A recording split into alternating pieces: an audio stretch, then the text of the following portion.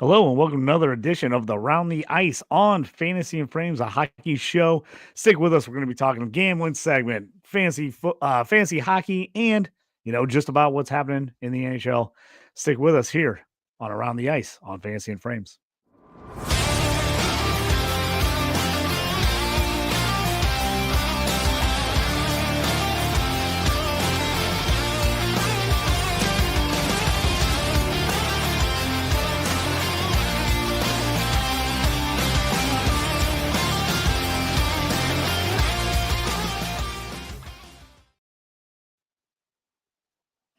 Welcome in. I'm JT, your host for tonight. With me, my two co-hosts, Bryan Toast Clark and Aaron Tometich, Titch4141 Toast at Toast Clark on the X, and you can find me at JT Orange on the X. Make sure you head in, like, subscribe, everything on Fantasy and Frames. We're into hockey season now, football season. We're still got the playoffs, but fantasy for the most part is over. But we're hitting things hard here in the hockey segment as we're, getting to that crucial point of the season. We had some big hockey matchups in some of our fantasy leagues this last week. We'll talk about those and kind of get into those as we get going. But fellas, thanks for joining me tonight.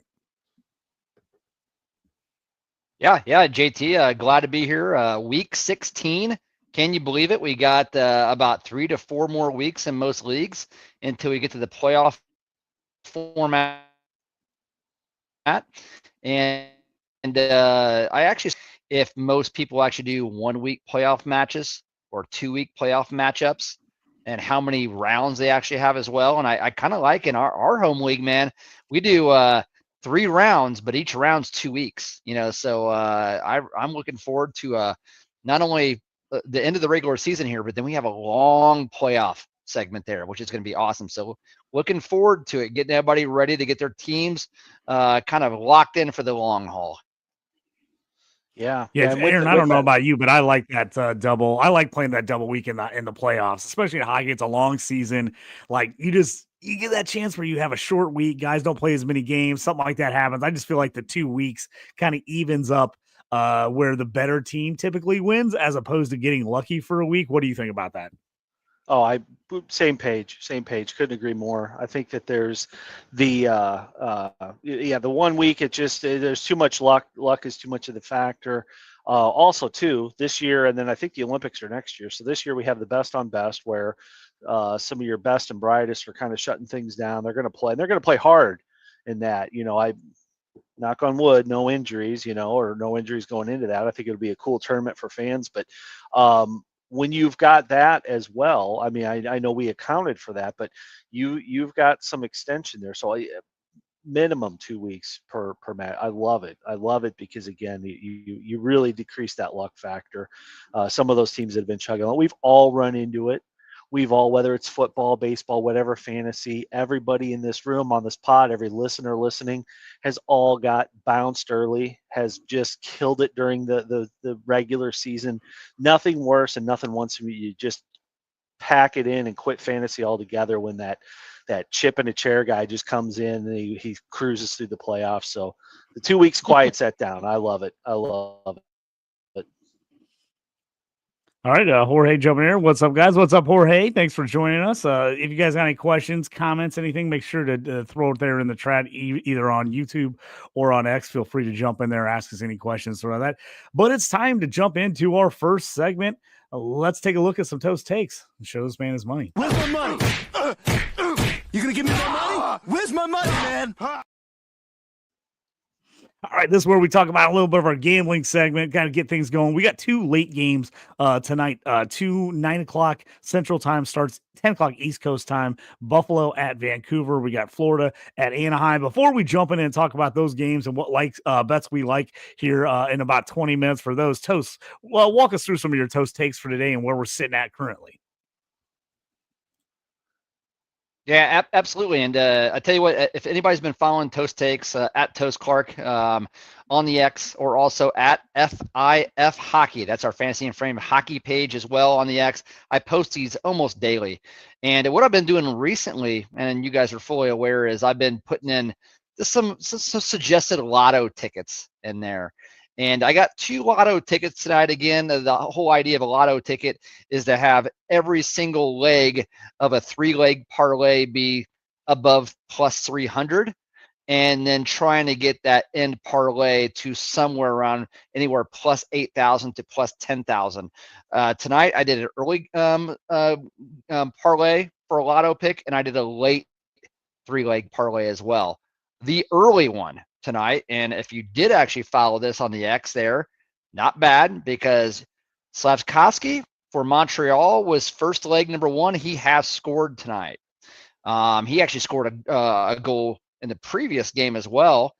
And wouldn't you know, and this is also on Toast Takes as well, wouldn't you know, Lane Hudson again for another assist. And guys, I won a lot of money over the weekend over this. And guess what guess what it is right now? Guess what the line is for an assist? Plus 100 still. The guy's got assists in 10 out of the last 11 games. Still plus 100. There's lots of money to be made. This is one where I've actually hit 3 times in the last week. And every single time I've actually hit, and I've actually been pissed off I didn't put more money on it. Okay, so, but a Lane Hudson assist on that Slavkovsky goal. And then the second part of that 3-leg parlay, William Eklund. And Eklund's actually really surprising. I think he's got somewhere around 35 points in 45 games this year. The Sharks, man, they are out on the Predators right now, 5-3. What a high-scoring game. And what you know, out of 5 of those goals, Eklund's assisted on 2 of them, has not actually put one in the back of the net yet. So a little bit of battle luck there. And then to end that, you'd have Maverick Bork, who also is actually coming off a game where he's actually scored, and he's been scoring more of late as well. So you got Slavkovsky, Eklund, and Bork. Bork actually playing for the Dallas Stars. You can get that at plus 12,600 if you got that pregame here. But you guys want to chat about that a little bit? But so far, so good. We're 1 for 3 so far. We got more time. And as soon as maybe another goal scorer hits, let's say Eklund or Bork, then you go there and start looking for the cash out. You know, and you turn that $5 into 120 or something like that. Yeah, Toast, I was going to say in your singles bets, if you look through the singles bets, you had 3 singles bets, and then you had Capitals money line plus 130. You had Tampa Bay, Montreal over 5.5. That one just missed. It finished at 5, so missed on that one. But you did have Hudson in there as your assist, so you jumped on Hudson. So that was a payout. That was a winner there as well. And then, like I said, you have Washington right now on the money line plus 130. They're tied 1-1 at the end of one right now with Edmonton. Hey, Aaron, would you say that you were a little surprised that even though the Caps are on the road, that going into Edmonton tonight without McDavid, that Washington starting Thompson's actually, I think his record's ridiculous. He's only not scored a point for his team in 1 of his like 23 starts. They're underdogs, man, on the road at plus 130. I was pretty surprised by that. I am not. And I'm going to tell you why. Okay. I got a chance to see Leon Draisaitl and Connor McDavid play in person. First time ever. Got the oil hat on. It's not last Sunday, Sunday before. They were in Chicago. Got to go see the game. Connor McDavid did disappoint. Very fast. I just tuned in on him. We happened to sit by a bunch of Edmonton fans, so some of these, they were all fun. Everybody's polite. Everybody's, Canadian. Everybody's real polite. So it was good time. Nobody rowdy. Close game on the scoreboard. But I'm going to tell you guys something right now. Leon Draisaitl can fly.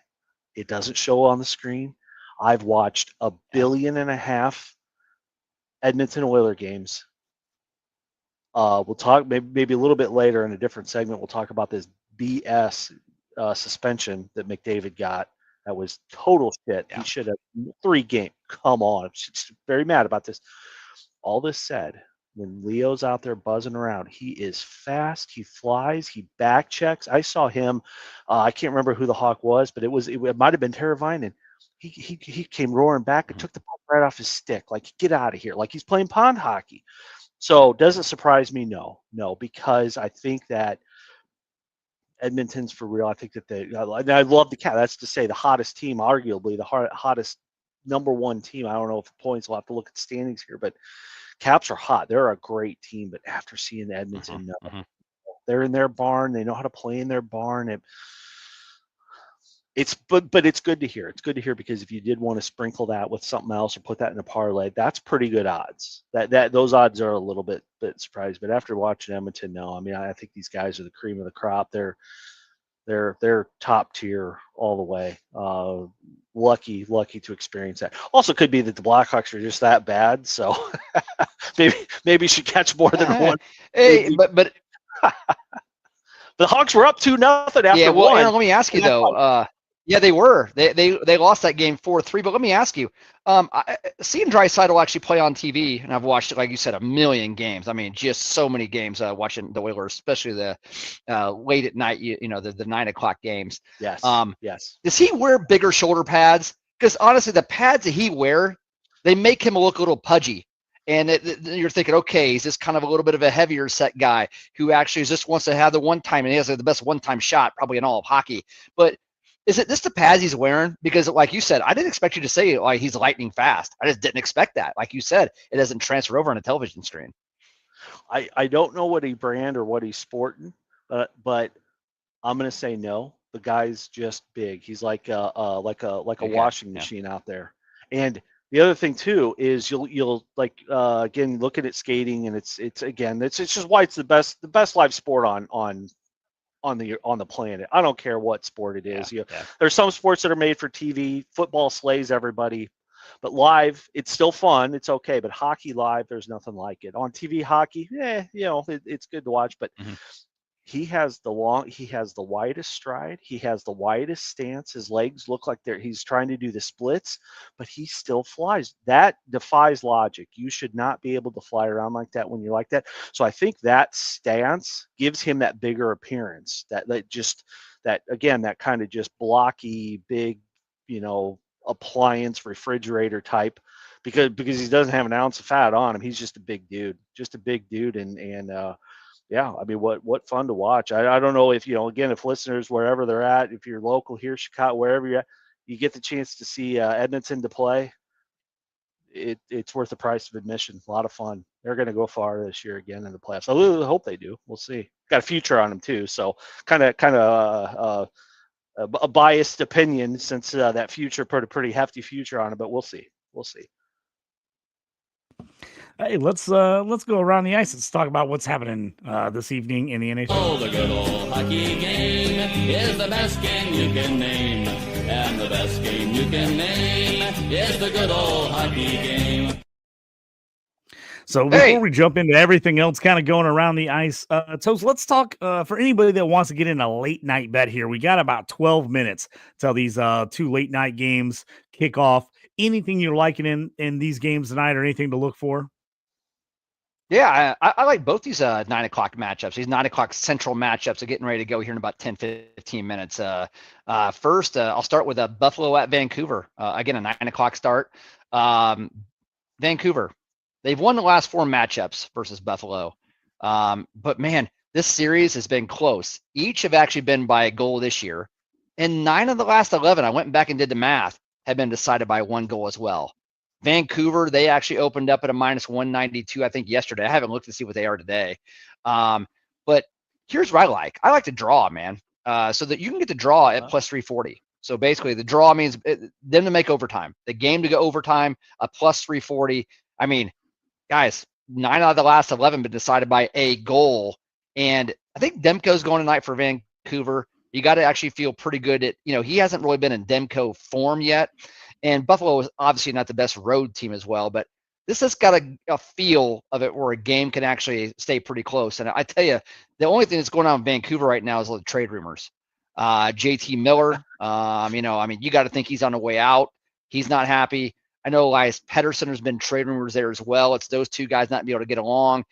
In the meantime, Quinn Hughes has actually been carrying his team offensively.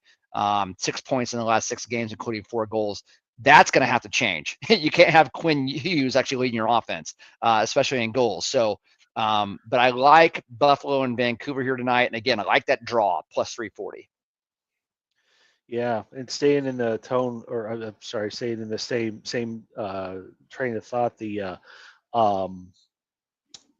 couple players. So I'll give you a couple player props here with some guys anytime points. But Garland on Vancouver. Last 10 games he's played against Buffalo's point a game. So got him down for anytime point. And then we've got, let me see the other one. They got, Alex Tuck. Alex Tuck in his last 5 games in Vancouver, 3 goals, 4 assists. So again, Wow. some of these guys, they score a lot of their goals in their own on the home ice. There's an equal number of these NHL guys that can score in a barn. Maybe they played there before.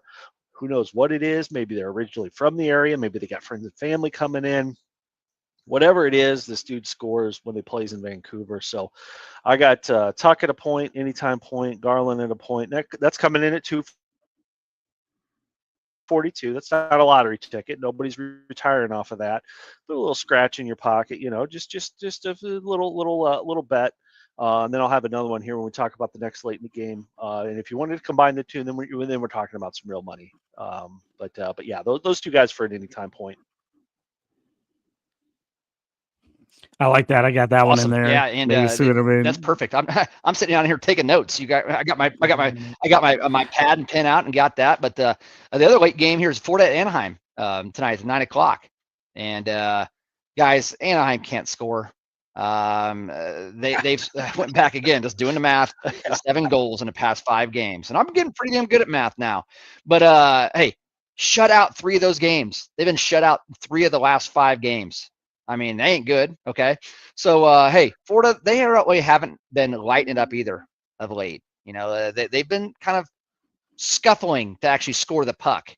So, Florida at minus 250. I don't like that. That's not a very good price. They're plus 105 on the puck line. Again, you got to think Florida's gone all the way out to Anaheim for that. I don't love this game as far as any bets go. But one thing you got to think, man. Here's what I like. Anaheim, they give it the 3rd most shots in the NHL. And Florida, they shoot the most out of any team in the NHL. Most shots on goal this season. You got to think that Florida's going to explode for some goals here at some point. So you got to, hey, all right, over 3.5 goals, you're probably going to get them at plus 110, 120, 130. And if they're going to score Barkov and Kachuk, man, they got to start doing it. They have not been shooting a puck either. They got to both combined 12 shots on goals. 12 shots on goal each in the past 6 games. They're not shooting a puck. So I do like an Anton Lundell goal tonight. You could probably get that at plus 350. He's been good deployment, been hot of late. So, but Aaron, what do you like on this one? That's a little bit of the stats anyway. But this is going to be. Oh, by the way, Florida, they've won 8 of 9 versus Ducks as well. 8 of the last 9 on the Ducks, and that included a shutout on Saturday. Well, yeah, I couldn't agree with you more about Anaheim just hitting a cold streak here, and then playing the reigning Stanley Cup champs. What are you going to do? I didn't know it was that brutal though. And then the head-to-head record, no clue either. So that's good. Good tidbit on that. No, this is my really shot in the dark. I'll say. I don't ask me what I'm gonna. So Verhaeghe, anytime point. Again, he's got a good history with Anaheim, not necessarily in their barn, but just playing the team overall. You'd say that about a lot of guys in this league. But Verhaeghe, just because I think the attention, the Trouba / Gudis, they're going to be dialed in. Anaheim's got the last line change. They're going to be going hard at that line 1. That's going to open up so line made of the guy you just called out, Lundell, Verhaeghe there on the left wing.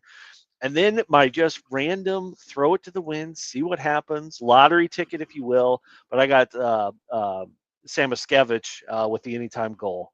It's a long shot. It's about, I think, what is it, a plus, I think he was a plus 500. If you combine those two, yeah. If you combine those two, you combine Samoskevich, and it's just a shot in the dark. And the Verhaeghe, which I think is a little bit more safe, you're getting those odds at plus 675. You do something crazy here, and you add it up. You add up to the other 2 parlay. You're at plus 2,550 for the night. So for the late games, why not? Put $2. I got a little a little JT parlay I put together for you guys, kind of talking about what you guys Look threw at out there. JT. I got this one Here we on go. FanDuel right now. So I've got Connor Garland, 1 point, Tuke with a point, Canucks money line to Tuck. win that. Those three together is plus 465. Then you throw in Anaheim Ducks under 2.5 total goals and Verhaeghe for the point at plus 158. You put them together, it's plus 1359, and there is a 25% boost on FanDuel. You can get up to plus 1700 right now. So that's a little one I'm going to throw in here late night. Ducks under 2.5 goals, team goals, Verhaeghe with a point, Garland with a punt, Tug with a point, and Vancouver Canucks money line, throwing that all in together, plus 1,700 with the boost.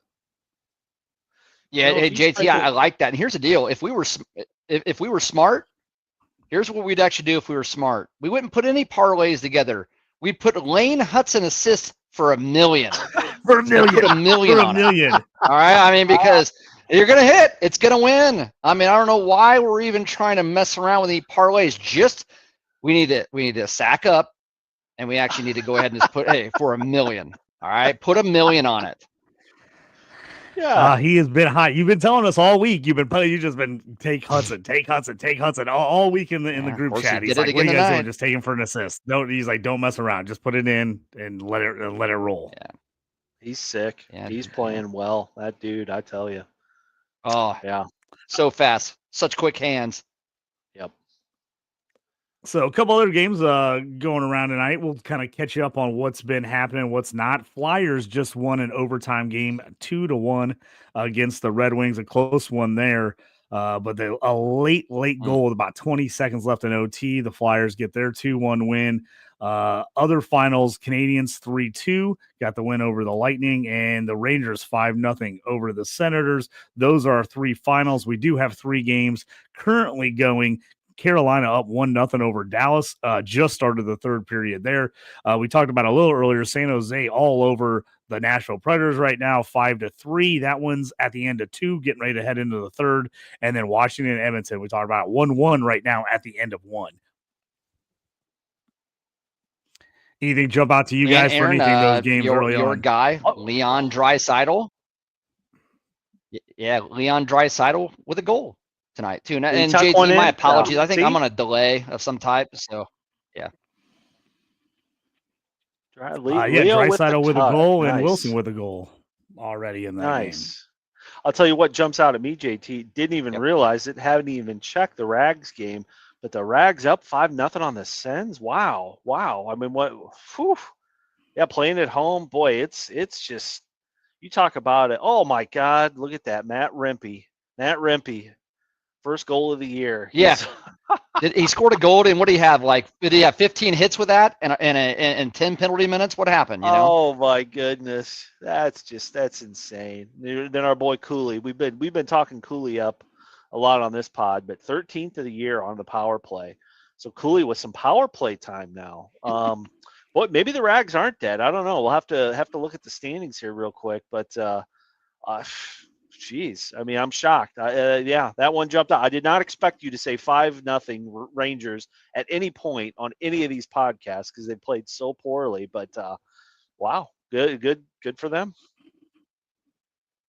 Yeah, the San Jose game has been interesting. I was going to tell you, it was 5-1. It's now 5-3 at the end of 2, but it was San Jose 5-1 as they get off to a huge start. Got up 3-0, then 4-1, then 5-1. We've been talking about for a while. That Sharks team, I mean, they're not going to end up with a very good record, but they've been fun to watch, and they've got some offensive firepower.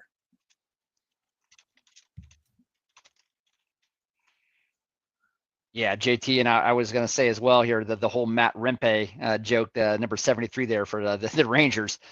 Hey, I mean, he did fill up the stat sheet tonight with a goal, 4 shots.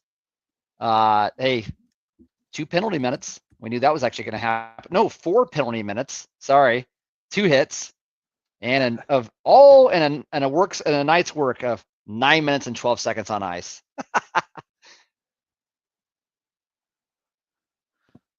Yeah. We ought to run a number, run a stat sheet on that. Like, what's his production per minute since the guy plays, hardly any time, but he's doing something, I guess. He's out there contributing in some way if he keeps his stinking elbows down. He's not. He's, if nothing else, it's interesting to watch. He seems like he's pretty good with the media, keeps things lighthearted. So, yeah. And then who is it?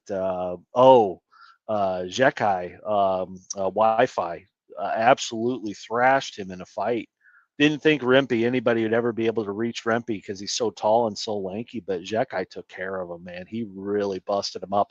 That was I think the night after Revo, Ryan Reeves and Zekai were kind of going at it, jostling a little bit. That fight did not happen. And then the next night we got the heavyweight match, and it wasn't really Zekai kind of ragdolled him there a little bit, which again I was shocked by that as well. So. Well, good for Rempe. Good for Rempe to get on the score sheet other than the PIMS. So good for him. All right, fellas, I think it's time to let's do some hockey. Hey, as they say in hockey, let's do that hockey. All right, so this is our segment where we talk about kind of players that are going to be hot or cold, maybe some guys you want to look at picking up off the waiver wire, or guys you're just like, hey, I might be done with, time to drop them and move on. So we're going to jump into this segment, talk about a few of these guys. Toast, who you got for us tonight here, and let's do hockey fantasy segment. Yeah, hey JT, we're gonna go over to your team, the Detroit Red Wings, and I didn't know if you realized, but the youngster, man, the 20-year-old Marco Kasper, center, he's getting line one deployment. He's with Larkin and Raymond, and I mean he could be had out there, guys. If you want to go pick up this guy, get a little bit of a streamer going in, 30% rostered on Fantrax. But man, what an opportunity really for Kasper. He is getting about 15 minutes of time on ice over the last 7-8 games. 7 points in his last 7 games and 4 goals in that span as well. So, hey, this is the first time he's really kind of showed out. And even though it's in a short sample size, he's taken all of the advantages there of that deployment. He was the 8th overall pick in the 2022 NHL entry draft, 6'1", 185 pounds. I'll use this kind of to pump him up a little bit. And he's only in year one of a 3-year deal at 1.9 million AAV, man. So, hey, for cap leagues and dynasty cap leagues, sweet ad right now. You're happy if you're a Kasper owner. I don't see too many Austrian hockey players. You know, he's from Austria. So minor league stats were a little bit difficult to gauge, but you know, when he was at Grand Rapids last year in the AHL, as a 19-year-old, 35 points in 71 games. As a 19-year-old, it's not bad at all. So, I mean, you'll see that the guy's tearing it up as 19 and 20-year-olds at doing point per game at the AHL, like Frank Nazar was earlier in the season. You know, the phenom. Frank Nazar is going to be a phenom anyway. Yeah, Marco Kasper, 30% owned on Fantrax, line one deployment. I wish he was out there where I could go steal him, but I actually went up against him this week in our home league. He was already on a roster. I hate to say it, but I was like, I have so many Red Wings players on my team. I'm like, I can't have the whole team, because if I have the whole team, my team is not going to be very good. So I can't have everybody. But yeah, Kasper has been he's been a nice surprise over the last couple weeks here for the Red Wings. Yeah, that's a good call on that, Toast. So I'll echo everything. I don't have much to add. I think you guys covered it all with Kasper. I'll say this, so just a little plug here for we were kind of talking about a little before we started the pod, but last few months, 6-8 months, been into kind of getting back into the card collecting, hockey card.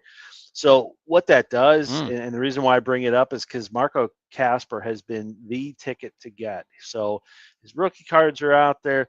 That seems to be a trend, because it's it's not near the market that baseball cards are. Baseball cards, it's a crazy. You need to do it right. You need about 10 grand to upstart it. But hockey's a little bit different. There just aren't as many. The market's not as big. You got fewer people, but the people that are in it know the game. So I'll kind of keep an eye on somebody's cards moving a little bit here. Okay, maybe take a deeper dive. Some of these future, and Kasper's been all over. He's been everywhere. So good for him. Good to start. Love it if the Wings could get that spot. It's getting tight over there in the East for those wild card spots. right now, definitely Detroit's on the outside looking in, but they get on a heater. The last thing I'll say on Casper is, and we've talked about this before, JT being a resident Detroit expert here, and we talk about Detroit a lot, but when the Wings bring somebody up, they've cooked him in the minors. They've scouted, they've done their report. So this Austrian, German, Stutzley and Leon and Casper and that part of the world, maybe it's the next hotbed of hockey. Who knows? But these guys are coming over here. They're playing well. So good for him. But yeah, love that call. 30%. That's crazy. Get him now. That means most listeners right now have the opportunity to get him and sit on him. Yeah, Go see what you got on your there's list. another player here I'd like to talk about. Yeah, another waiver wire ad before we get into some hot colds here. But Ryan McLeod. Now, Ryan McLeod for Buffalo center. He is on a short-term IR stint. Just a couple games. That's it. So don't be worried about that. Another guy that's actually taken advantage of his deployment. The line one deployment was Zucker, who's been red hot of late, and then Tage Thompson. So if you're getting line one, with those guys, and again, he's 25 years old. He's kind of been waiting around a little bit there, but he's got to take advantage, and he's actually done that. It's funny is when he's actually injured now, the other youngster, Yuri Kulich, has actually come up, who I actually have him in a dynasty league as well, and actually filled that line one center spot as well. So, man, they're giving these young guys every bit of opportunity to come up and actually play with the proven veterans. What I like about McLeod is 24 points in 45 games this year. Quiet, very, very quiet to actually have a half point per game pace. So he's on like a 48 to 50 game point pace. Very quiet. A face-off machine, this guy. 328 wins at the dot.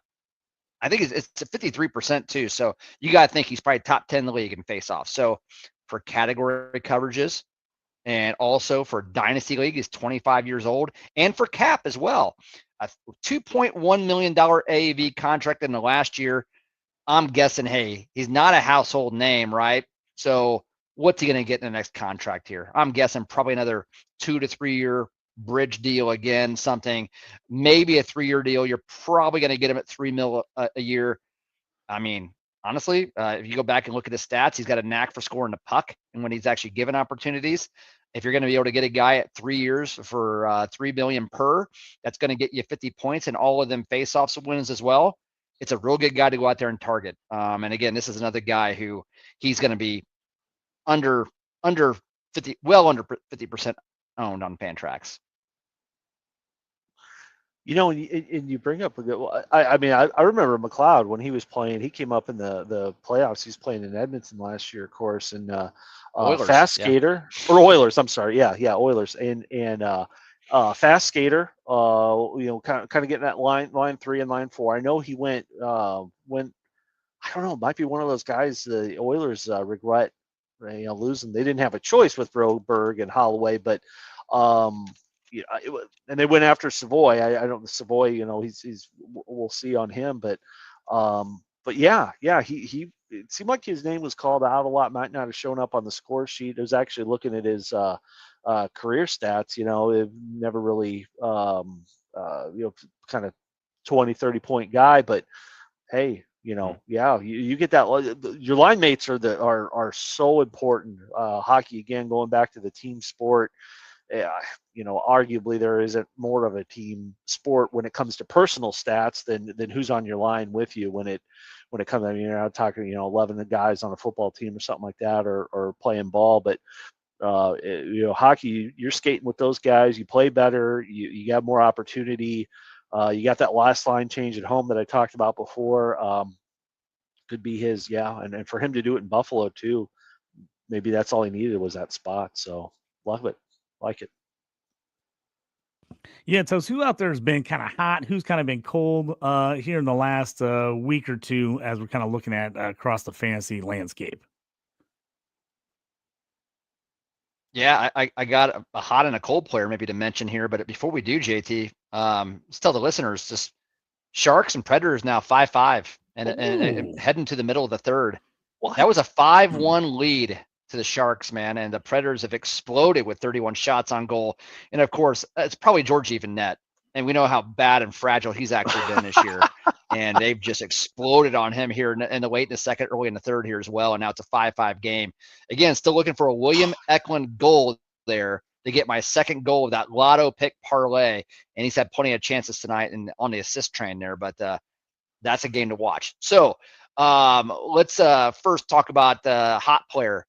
And we'll stay in Nashville, all right? Because honestly, if you look now, he's got an assist tonight. Let's see if he's got anything else going on. He's got 1 assist so far in this game. Tell Stammer, man. Stammer's picking up the pace finally a little bit. Steven Stamkos.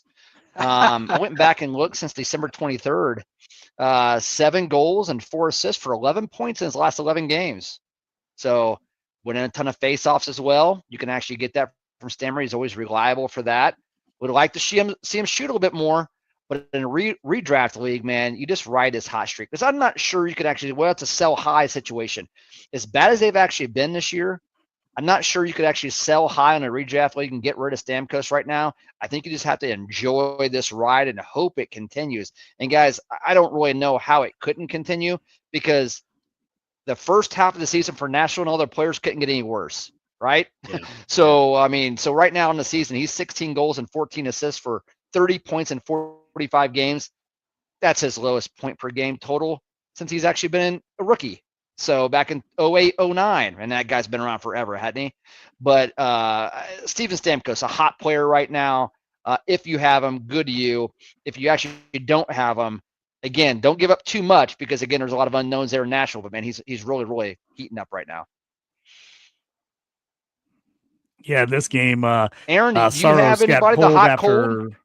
Yeah, as I was going to say, Saros got pulled after 4 goals on 8 attempts on this one for the Preds. So they've actually gone to the backup goalie. Ennenen's in there. He's given up 1 goal on 6 shot attempts. San Jose getting outshot 31-14 in this game right now as it's 5-5 as the Predators are really putting it on them. Who else we got hot and cold? Anybody, Aaron? Yeah, I got a guy. So it's fun.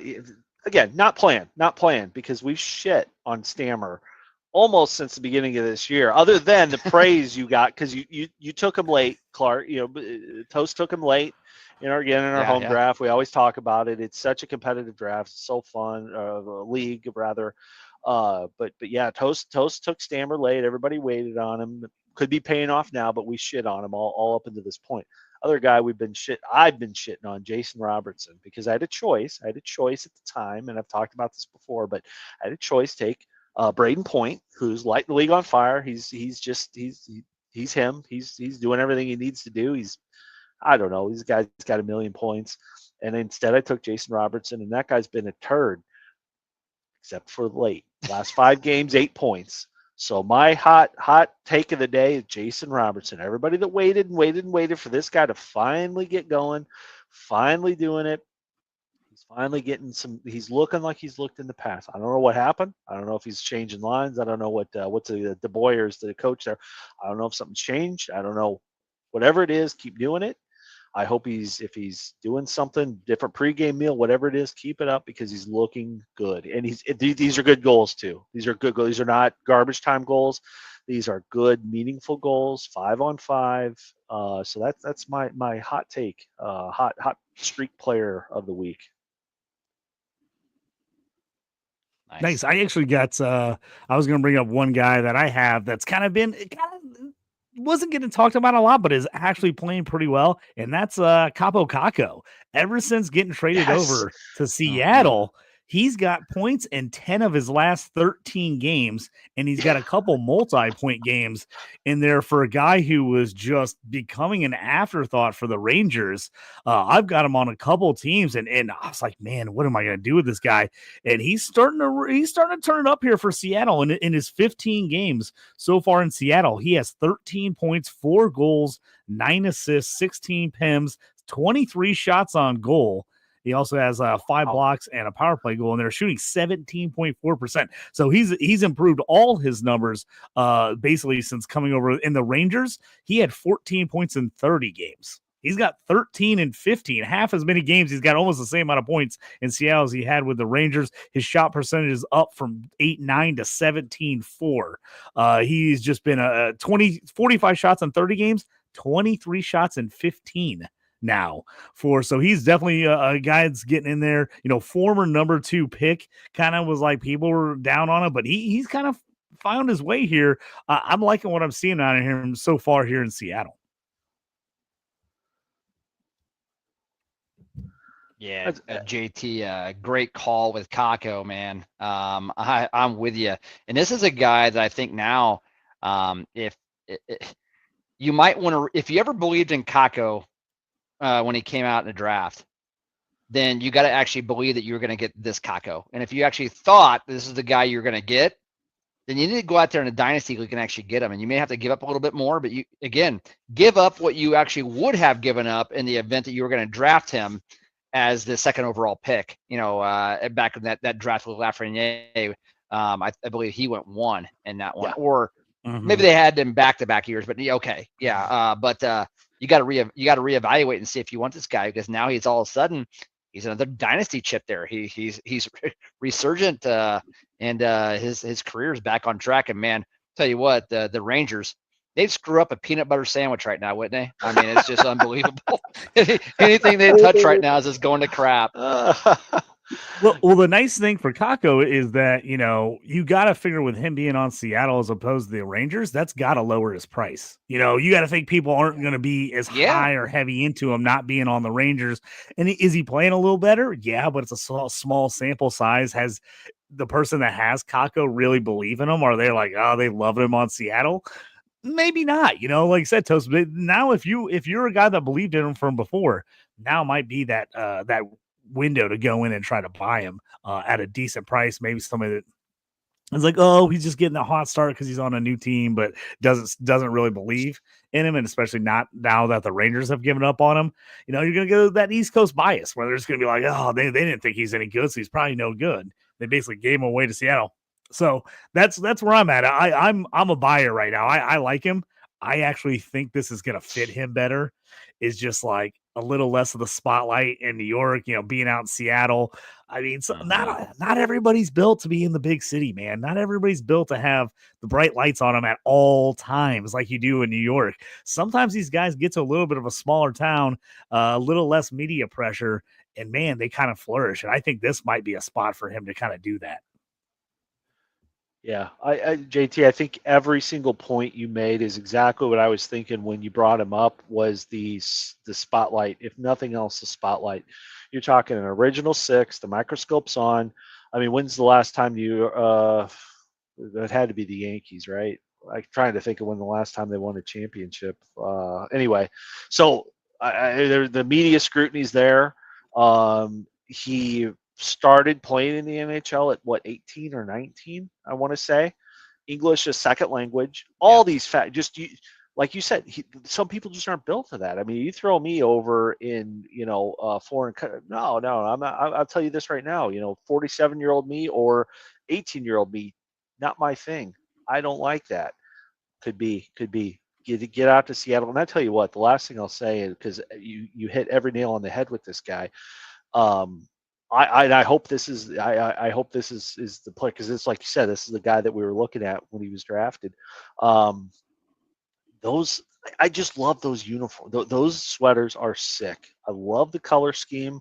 I love the crowd. Sometimes I just turn them on because it's a nice picture to have, even if I'm not really tuned into the game, or I'm working or doing something else or moving around the house. I'll just put on the Kraken game. It's a sharp look. So maybe that's what it is. Maybe he's out there. He's like, man, these are snazzy. I like the blue shirts. Don't get me wrong, man. I do. I've been saying that. I thought they killed it when they came out with that look. So I thought I liked the color scheme. I liked everything they did there. I thought was really nice. So. Absolutely. All right, boys. Hey, let's talk about some future players. And you, young Skywalker, we will watch your career with great interest. So this is a segment, our Futures Bright segment. We're going to talk about some of the minor league guys, either college guys or guys that are playing overseas, kind of guys we're looking at coming up to keep an eye on. as we're kind of progressing, maybe this guy's owned in one of your leagues, but he's the guy you want to go after. Maybe, you have a shallow league where you don't get to put a bunch of minor league guys out there. If that's the case, then keep an eye on these guys. You got to pick them up. You can draft them in your draft. So these are guys to kind of keep an eye on. Toast, who do we got tonight in our Futures Bright segment? Well, I tell you what, I got a hell of a name here. Okay. So, and JT, I'm hoping here on February 22nd, or maybe we might not be able to make it that game, but we're going to be going to Columbus and maybe watching the Hawks or actually watching Detroit. But how about Luca Del Belbeluz for forward? I just wanted to hear you say it before I butchered it because I was like, I'm going to butcher the shit out of that one.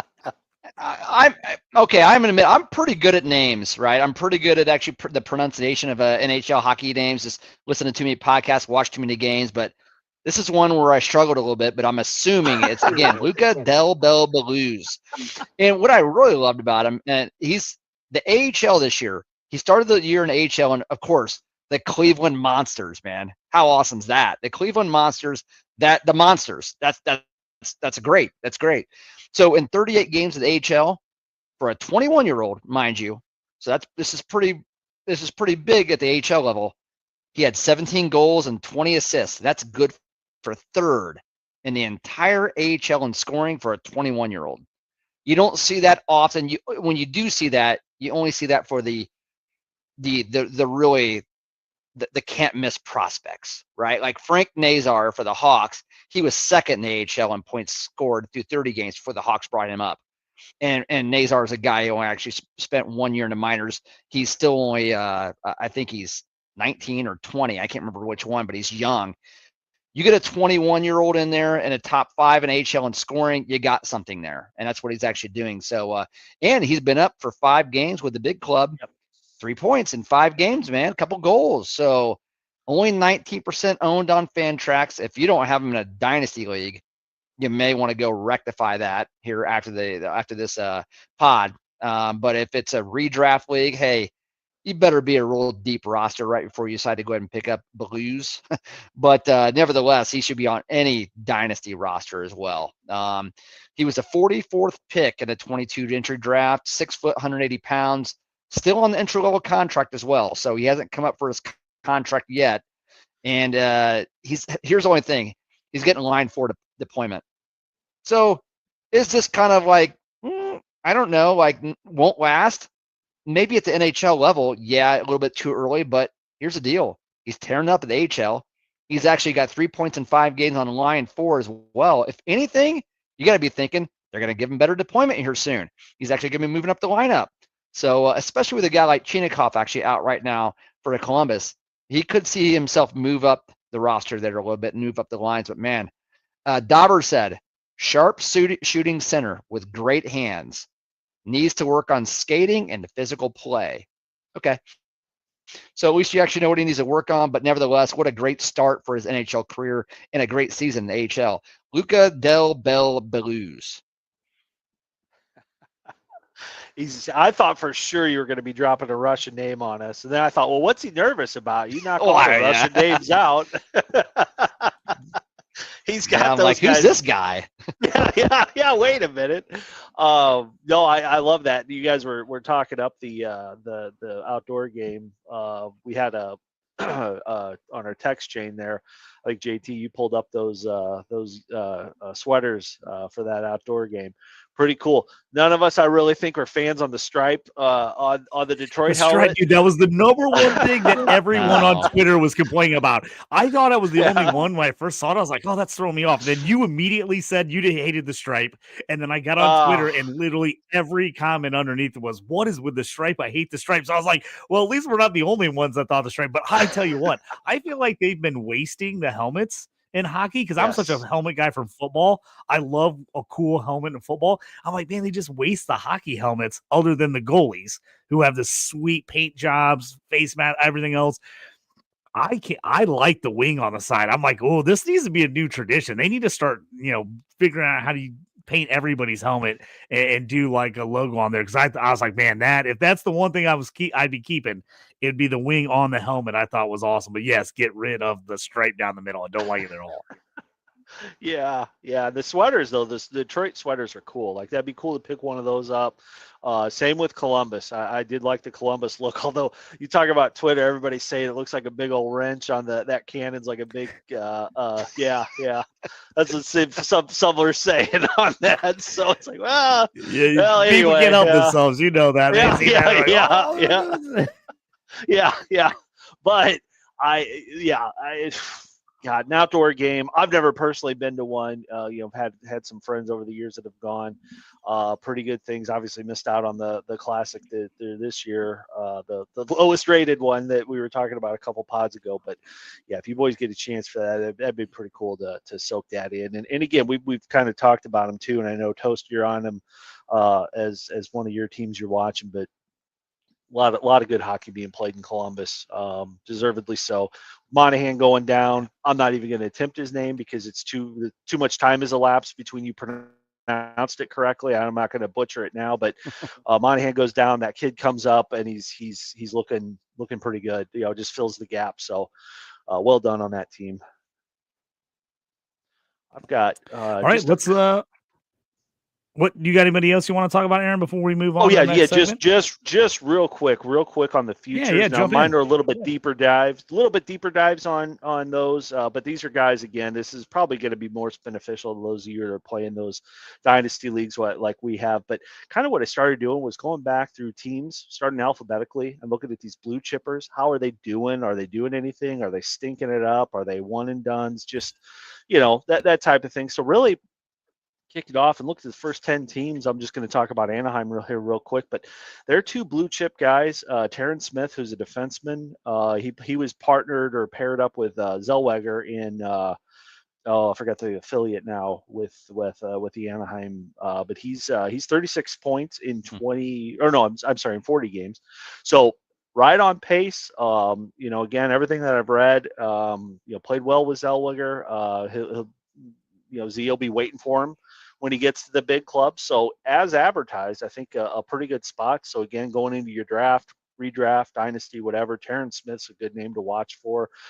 And then their surprise pick last year back at Seneke, who a lot of people, again, me being one of them, Demidov should have gone 3 or 2 or whatever. You can make your arguments where you want. He fell. Montreal picked him up. Montreal, good on them. Brilliant team. But back at Seneke, I didn't know anything about him. Like, he even said the camera went to him. He's like, "What? Are you sure?" Like, he didn't expect to hear his name. but Pat Verbeek was right. 64 points in 37 games. The dude's built real tall. He put on some muscle, put on some weight. He's out there shooting the puck like Tage Thompson. This dude is sick. He's going to be sick. So again, if you're in one of those things, he hasn't been picked up, just pick him up. I can admit when I was wrong. I'm wrong all the time. I was wrong on this guy. Get him. He's going to be the deal. Anaheim, I cannot wait for them to get these guys all rolling. And this is one of the pieces. He's going to come up. He's going to kill it. I cannot wait for that. So those are the two I got on the futures. Nice. I like it. It's a little update action for us before we move on to the next section. Another goal by Nashville. They've now scored 5 unanswered goals to go from 5-1 down to up to 6-5. Carolina currently leading 2-1 over Dallas. Washington with a goal. Roy getting Wilson got the first one. Matt Roy with Pierre-Luc Dubois, who me and Toast have been on a little bit. He got the assist. They're up 2-1. Vancouver, Buffalo scoreless. And Anaheim, Florida, currently 1-1 in that one. Vetrano with the goal on a power play for Anaheim, and then Sam Reinhart coming back with Kachuk and Barkov getting some assists. Those two guys have been a little cold lately, so it's nice to see both of them get on the scoreboard as well. Let's talk about Bangers League, baby. Let's bang. All right, in this segment, we're talking about Bangers League.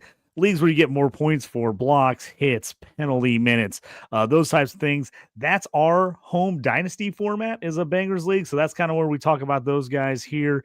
And, guys to look for, guys to pick up if you're in that type of league. Who we got tonight talking out here in the Bangers League? Yeah, I can lead off here, and JT, I'm really not being a homer for your team, and I know I've been mentioning a lot of Detroit guys. I love it. I love it. Mort Sider's been on a hot streak, man, and so Sider on the season's got 4 goals, 24 assists, 126 hits, and 104 blocks. You usually don't have a defenseman that has that type of hit and that type of blocked production. Usually they're one or the other and not actually high at both. Well, he actually does both as well. But over the past 13 games, when I went 13, that's the last 30 days, but 13 games, 10 assists in 13 games. All right. Also 44 hits and 29 blocks in that span as well. Still only 23 years old. And I talk about a guy who's like, like when he got drafted, I mean, JT, I think we were together, or I believe we were for this draft as well. And yeah, we were. No one saw Stevie Yzerman actually taking Mort Sider. I mean, it was like, what? When he took him, we were just like mind blown. He was right. It worked. Yep.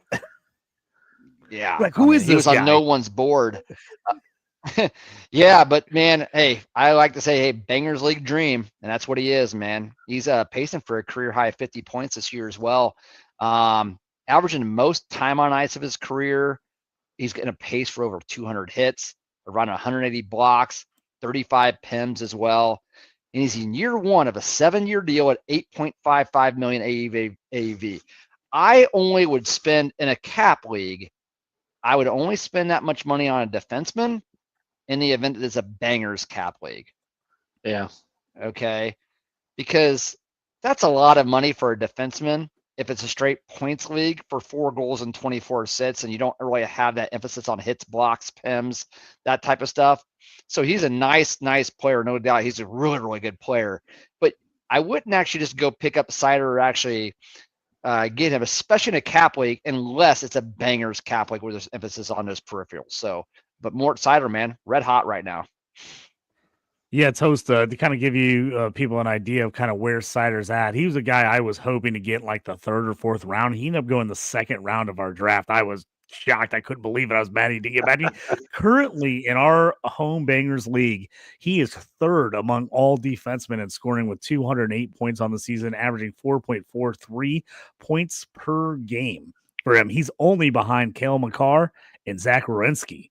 So that's it. He's number 3 on the list. So that tells you what kind of score he can be in that type of format as number 3 overall defensive scorer right now at 23 years old, having a pretty impressive season. And again, a guy that you probably like in all formats, but you love in a bangers format.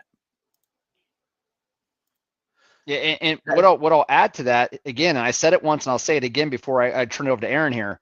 You just don't have that type of equity or the equality there for hits and blocks. Usually you would see a guy like 155 hits and 40 blocks, or, you're going to go way down like 30 hits and you would actually have 150 blocks.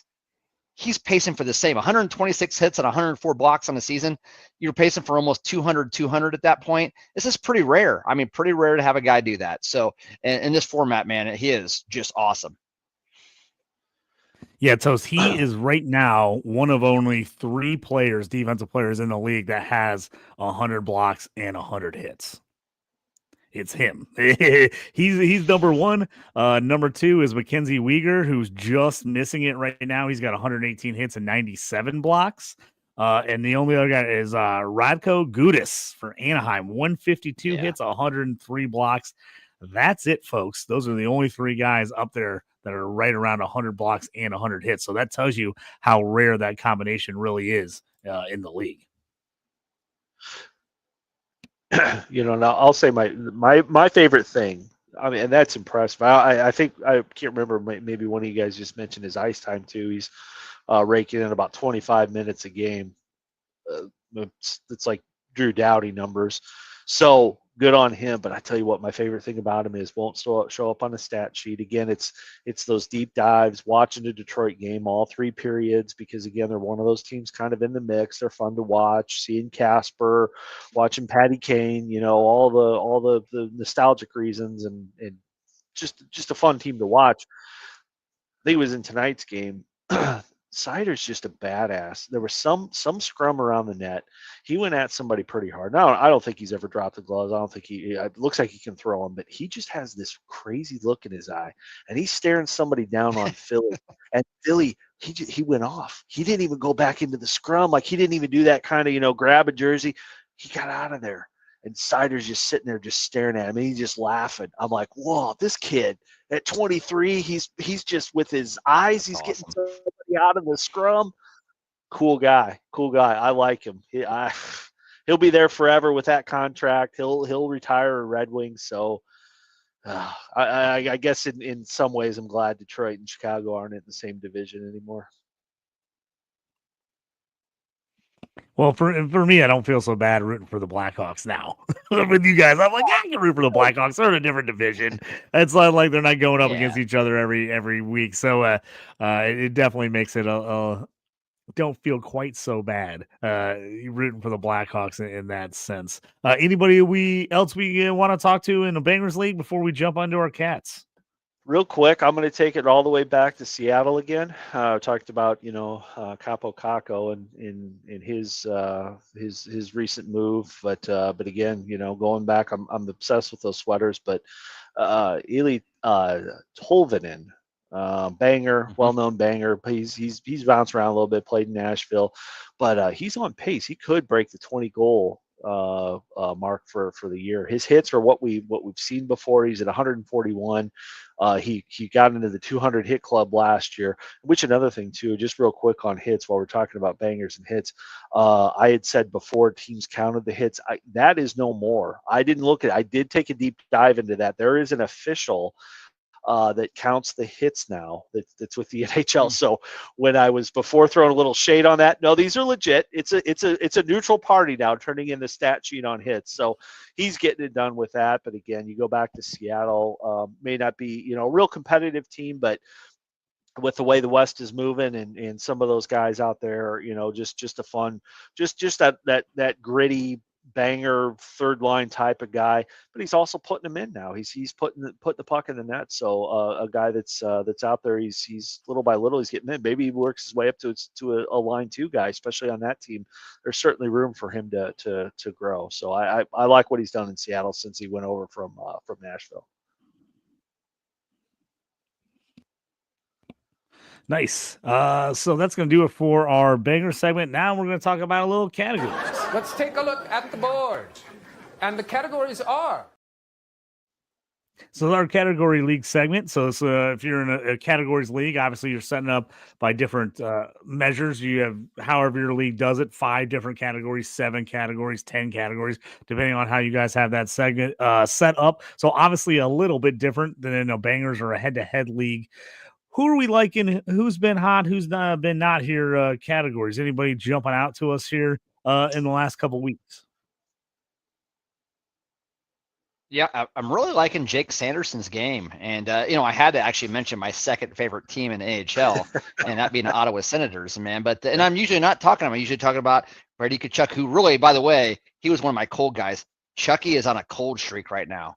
And it just pains me to say it, but he is. But Jake Sanderson, he's getting it done in the assist category, shots on goal for defensemen. The special team points, he's been doing it, blocks and takeaway giveaways. All right. So if you got any of those categories right now and you want like coverage throughout all of them, Sanderson's actually been playing great. And we all know, I mean, he's the pedigree is there. This is a guy that was drafted super high. He was actually drafted to be their power play 1 quarterback. And that's exactly what he is right now. So far he's got 2 goals and 23 assists on the season, 100 shots on goal. Okay. Not bad. So he's averaging around 2.5 shots on goal a game. Pretty good. 18 special team points. Like that a lot. I mean, he's pacing right now for well over 30 power play points or shorthanded points combined their special team points. That's impressive. 100 blocks as well. And this is what's really, really good. A 0.63 takeaway to giveaway differential. And again, anything close to a 1 differential is like amazing. Anything over 0, right, is really good. So 0.63 takeaway to giveaway. So he's actually really doing a good, keeping a hold of the puck and actually not giving it away as well. And again, a 22-year-old guy. he's on pace for that like blow out of the water all of those statistics I just mentioned. He's I think when we're talking about Jake Sanderson here, let's say 2 years from now, this will be a guy that you just pencil in for 60, 65 points every season. He's going to be that guy. And he's going to do it. He's going to get 175 hits a season as well and be on top power play units. So again, if you're in a cap league, if you're in a dynasty league, and you're also in a categories league, specifically categories dynasty, go grab Jake Sanderson, defenseman, Ottawa Senators.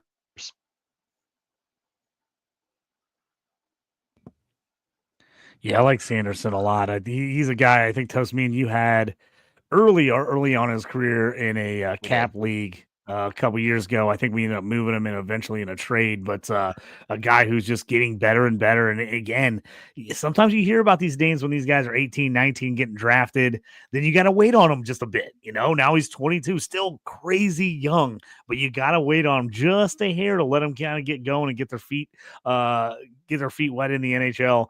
But yeah, a guy I like a lot. And the crazy thing is, like you said, Tez, when you think about centers, the last thing you think about is defense and goaltending. You always think about the offense with those guys, so many offensive talented guys, but get somebody on the defensive end there that can also get some points. Like you said, with the offensive guys get 23 assists, pretty nice out of Jake Sanderson. He's a guy I like a lot.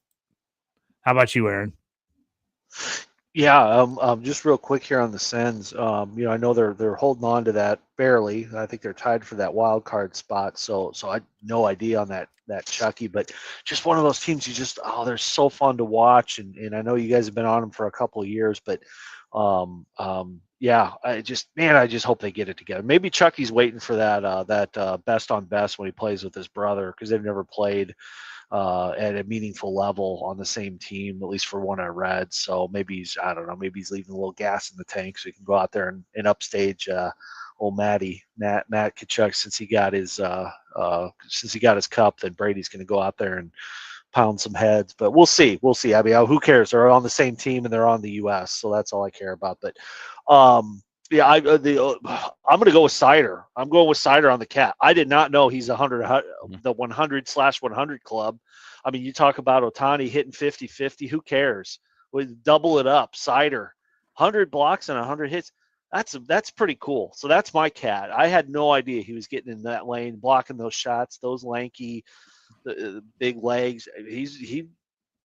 I'm blown away by that. So I changed it on the fly there. I'm going Sider with my cat guy this week. So bringing that back from your banger section and bringing Sider on down to the cat league. Get on this guy. I mean, if you're in a cat league, yeah, he's probably gone. You probably waited too long, but if you haven't, go get him now. You don't want to regret it.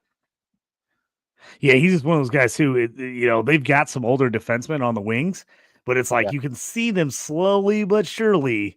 They're moving these younger guys up into bigger, more important roles, giving them a little more control of this team, even though they do have quite a few veterans on this team.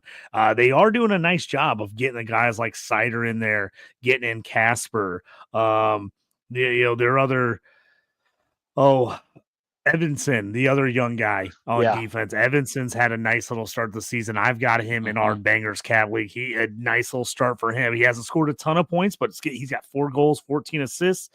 He does have 74 blocks this year. So again, he's another one of those guys. He is getting a little bit of something as he's getting more playing time. So Sider, like I said, he went early in our league. He went second. I did not think he was going to go close to that high. I did not draft him because I was like, oh, he's going to get back to me in the 3rd or 4th. And even there, I thought, I was like, I might be a tad high on him personally. And I was like, I'm just going to overdraft him because I'm a Red Wings fan. And he got taken in the second. I was like, I did not see that one coming. That one just totally blew me away as I was planning on taking him and Darlene.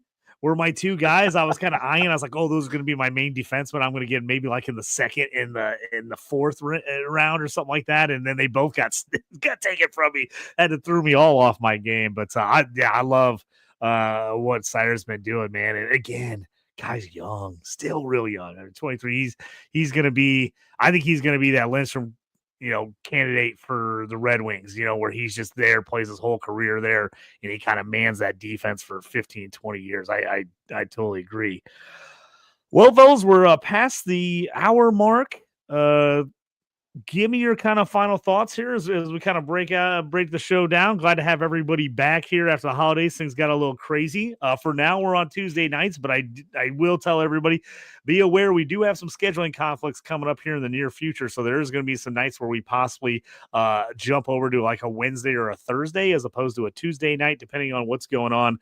So make sure you hit that like and subscribe button and hit the notification bell so you know when our show's coming on, and it makes sure it warns you and tells you when we get things out there. Current little update around the league. Games just finishing. Hurricanes did get a 2-1 win as a road dog at plus 105, 2-1 win in that game. The under hits in that one. The Predators just went final. Crazy thing was they were a minus 400 ending this game. They got down 5-1 and then came back and won 7-5, scoring 6 straight goals to finish it off. Unreal finish there for the Preds.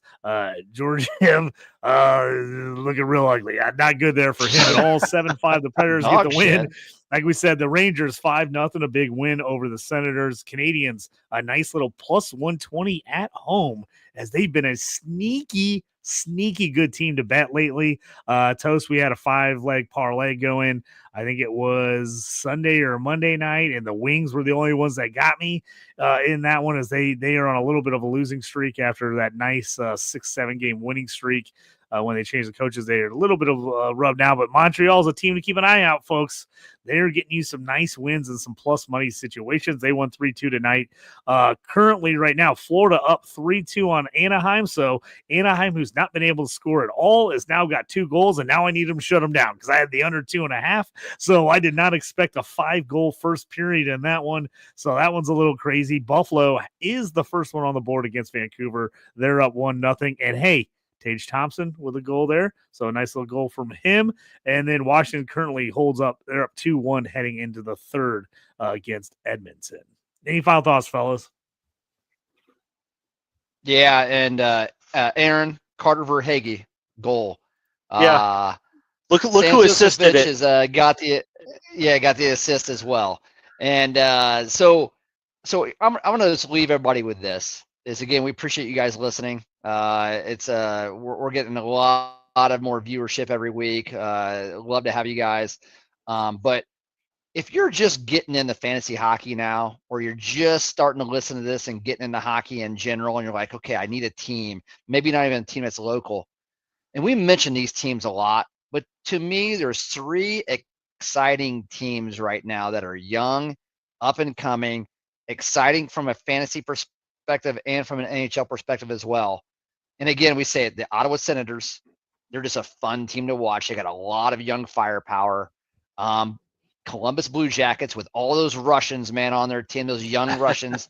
They're a blast to actually watch. But you got to throw in Montreal in there now too, man. I mean, Montreal is a fun team, especially with Patrick Laine actually getting another crack at it here. He's actually been healthy when he's actually coming to the lineup here after that extended stay. He's only had like 15 games under his belt. I think he's got 10 goals. With Cole Caulfield and Lane Hudson and Kirby Doc starting to actually play better. You got Slavkovsky that actually kind of is good for a bangers league. Those are 3 teams right now. If you're looking to actually get into NHL and fantasy hockey, those are teams that you just love to target for offense, and they're a lot of fun to watch. Yeah, Toast, I always think about it like people that get into Champions League, for like Americans that get into Champions League, kind of find a team, a soccer team from overseas that you like and kind of jump on board. I think you can do the same thing with hockey. If you didn't grow up a hockey fan, you don't have like ties to any one team. If you're not necessarily living in a city with a team, just go out there and pick a team. Find a player you like. I'm one of those people I tell people all the time. They're like, you like the weirdest teams. Why do you like teams all over the place in every sport? And it's because when I was a kid, I liked the players that my favorite players. Like I liked those players. And that player was why, I was a big Yzerman, Stevie Y fan. I was a big Fedorov fan. Those are in my mom's family was all from Michigan. And so that's how I became a Red Wings fan. You find like baseball, basketball players you like. I think you can do the same thing in hockey. I don't think there's anything wrong with it. You like certain players. Hey, go ahead and jump on board. Make that your team. I don't think there's anything wrong with that. Yeah, a very, very timely topic. I would say too, when now's the time. I mean, the NHL may expand again, but you talk about, which team. I mean, there's, whatever you thought. I think you can't go wrong with anybody north of the border. Picking those old school Canadian teams, they, up and comers, a lot of fun to watch them. A lot of drive. The Canadians. Gosh, the league's so much better with them competitive. But yeah, I totally agree, and I'll say this. If nothing else, do this, because this is what I did. Again, we're all Central Illinois.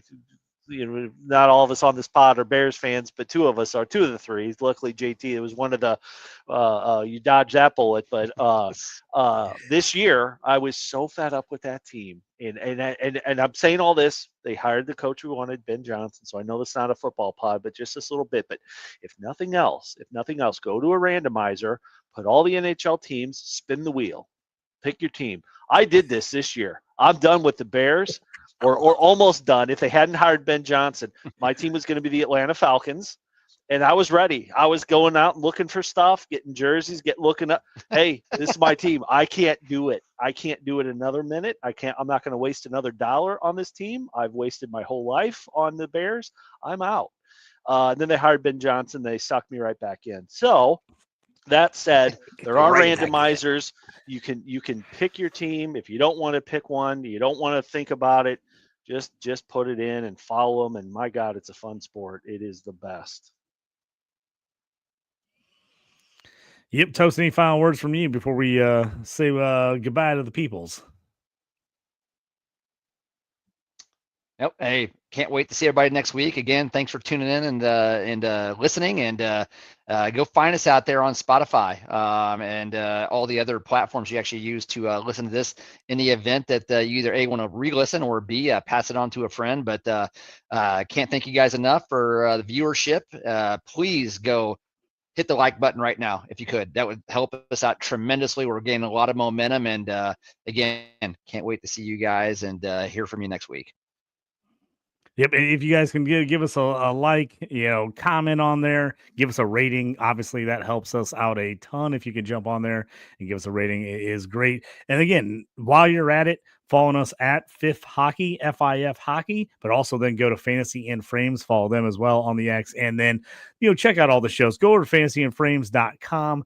Just great website, all kinds of fantasy football stuff. Like I said, adding in other things, our hockey podcast. Again, we appreciate Jorge and the guys at Fantasy in Frames bringing us on this year, our first year with Around the Ice on Fantasy in Frames. So go ahead over to like all their stuff and keep an eye on that. If you're into to fantasy football, there's going to be all kinds of draft stuff coming up over there. I've done a bunch of shows as well, and we're going to be just talking about everything you can think of, rookie stuff. And then, hey, we've got this show going on the rest of the year, boys. We're going to be here, like I said, mostly Tuesday nights, but keep an eye out in case we have to adjust the schedule to another night throughout the week. But we will be here all season for you guys here on Fantasy in Frames with Around the Ice.